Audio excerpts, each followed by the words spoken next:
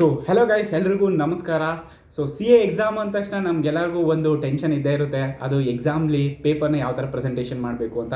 So ಅದಕ್ಕಾಗಿ ನಾನು ಇವತ್ತು RTI ಇಂದ ಡೌನ್ಲೋಡ್ ಮಾಡ್ಕೊಂಡಿದ್ದೀನಿ ಅಡ್ವಾನ್ಸ್ ಅಕೌಂಟಿಂಗ್ ಪೇಪರ್ನ. ಸೊ ನಾನು ಇದರಲ್ಲಿ 78 ಮಾರ್ಕ್ಸ್ನ ಸ್ಕೋರ್ ಮಾಡಿದ್ದೀನಿ ಔಟ್ ಆಫ್ 100.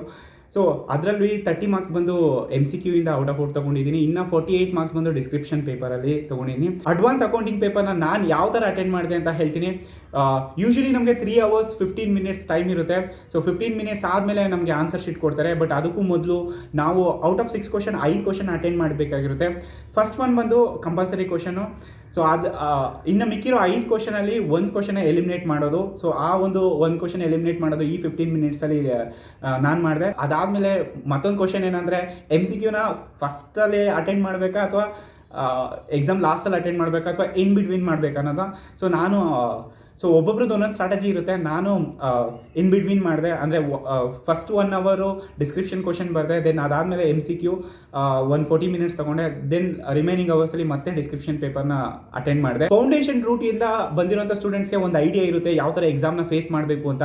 ಬಟ್ ಆದರೆ BCom ಗ್ರ್ಯಾಜುಯೇಷನ್ ಮುಗಿಸ್ಕೊಂಡು ಡೈರೆಕ್ಟ್ ಎಂಟ್ರಿ ಕೊಡ್ತಾ ಇರ್ತಾರಲ್ಲ, ಅವ್ರಿಗೆ ಒಂದು ಸ್ವಲ್ಪ ಕನ್ಫ್ಯೂಷನ್ ಇರುತ್ತೆ ಯಾವ ಥರ ಪ್ರೆಸೆಂಟೇಷನ್ ಮಾಡಬೇಕು ಏನು ಅಂತ.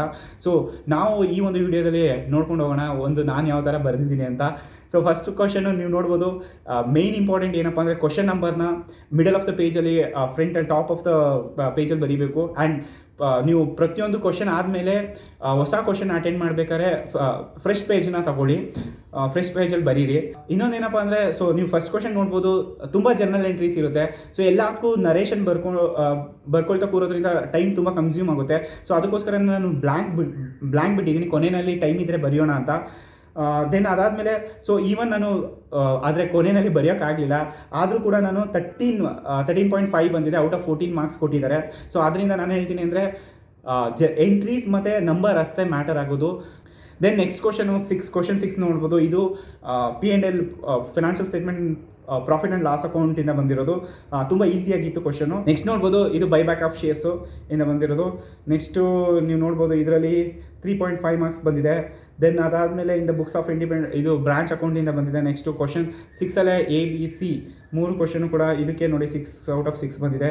ಸೊ ಇಲ್ಲಿ ನಾನು ನರೇಷನ್ನು ಬರೆದಿದ್ದೀನಿ, ಯಾಕಂದರೆ ಒಂದು 4 ಜರ್ನಲ್ ಎಂಟ್ರಿ ಅಲ್ವಾ, ಅದಕ್ಕೆ ಬರೆದಿದ್ದೀನಿ. ದೆನ್ ಅದಾದಮೇಲೆ ಸೊ ನೆಕ್ಸ್ಟ್ ಕ್ವಶನ್ ಬಂದು 3A, ಇದು ಪ್ರಾವಿಷನ್ಸಲ್ಲಿ ನೋಡಿ. ಇಲ್ಲಿ ನಾನು ಇಷ್ಟೊಂದು 2ನೇ ಪೇಜ್ ಇದೆಯಲ್ಲ, ಪೇಜ್ ನಂಬರ್ 14 ಇದೆಯಲ್ಲ, ಅದು ಬೇಕಾಗಿರಲಿಲ್ಲ, ಅನ್ನೆಸೆಸರಿ. ಈ ಕ್ಯಾಲ್ಕುಲೇಷನ್ ಇದೆಯಲ್ಲ, ಇದಕ್ಕೆ ಆ್ಯಕ್ಚುಲಿ ಮಾರ್ಕ್ಸ್ ಇರೋದು.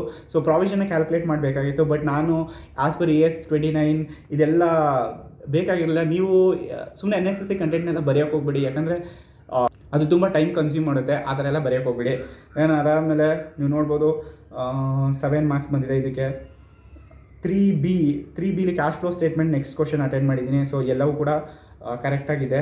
ಸೊ ನಾನು ಅಟೆಂಡ್ ಮಾಡಿರೋದು. ಇನ್ನು ನೆಕ್ಸ್ಟ್ ಕಂಪಲ್ಸರಿ ಕ್ವಶನ್ಗೆ ಹೋದೆ. ಸ್ವಲ್ಪ ನನಗೆ first question EPS AS 20 tricky ಅನ್ನಿಸ್ತು, ಈಸಿಯಾಗಿತ್ತು. ಬಟ್ ಲಾಸ್ಟ್ ಮೂಮೆಂಟ್ ರಶಲ್ಲಿ ನನಗೇನು ತಲೆನೇ ಓಡಲಿಲ್ಲ. ಸೊ ಅದಾದಮೇಲೆ ಸೆಕೆಂಡ್ ಕ್ವಶನ್ನು ಅದು ಕರೆಕ್ಟಾಗಿ ಬರೆಯೋಕ್ಕಾಗಲಿಲ್ಲ. ದೆನ್ ಲಾಸ್ಟ್ ಕ್ವಶನ್ ಬಂದು 1B AS 19 ಲೀಸಸ್ಸು ಒಂದು ಕ್ವಶನ್ನು, ಅದು ಚೆನ್ನಾಗಿ ಕಲಿತಿದೆ ಆ್ಯಕ್ಚುಲಿ. ಸೊ ಅದಕ್ಕೆ ಎಲ್ಲ ಕರೆಕ್ಟಾಗಿ ಬಂದಿದೆ.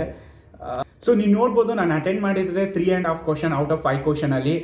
ಇದರಿಂದ ನಾವೇನು ತಿಳ್ಕೊಬೋದು ಅಂದರೆ, ಎಷ್ಟು ಕ್ವಶನ್ ಅಟೆಂಡ್ ಮಾಡಿದ್ದೀವಿ ಅನ್ನೋದಕ್ಕಿಂತ ಎಷ್ಟು ಕ್ವಶನ್ನ ಪರ್ಫೆಕ್ಟಾಗಿ ಬರಿತೀವಿ ಅನ್ನೋದು ಇಂಪಾರ್ಟೆಂಟ್ ಆಗುತ್ತೆ.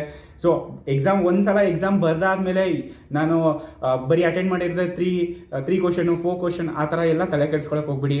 ಅದನ್ನು ತಲೆಯಿಂದ ತೆಗೆದಾಕ್ಬಿಟ್ಟು ನೆಕ್ಸ್ಟ್ ಪೇಪರ್ ಏನಿದೆಯೋ ಲಾ ಪೇಪರ್ಗೆ ಅದಕ್ಕೆ ಪ್ರಿಪೇರ್ ಆಗ್ತಾ ಹೋಗಿ ಅಂತ ಹೇಳ್ತಾ, ನೆಕ್ಸ್ಟು ನಾನು ಲಾ ಪೇಪರ್ನಲ್ಲಿ 65 ಮಾರ್ಕ್ಸ್ ಹೇಗೆ ತಗೊಂಡೆ ಅಂತ ಮುಂದಿನ ವಿಡಿಯೋದಲ್ಲಿ ತಿಳಿಸ್ತೀನಿ ಅಂತ. ಬಾಯ್.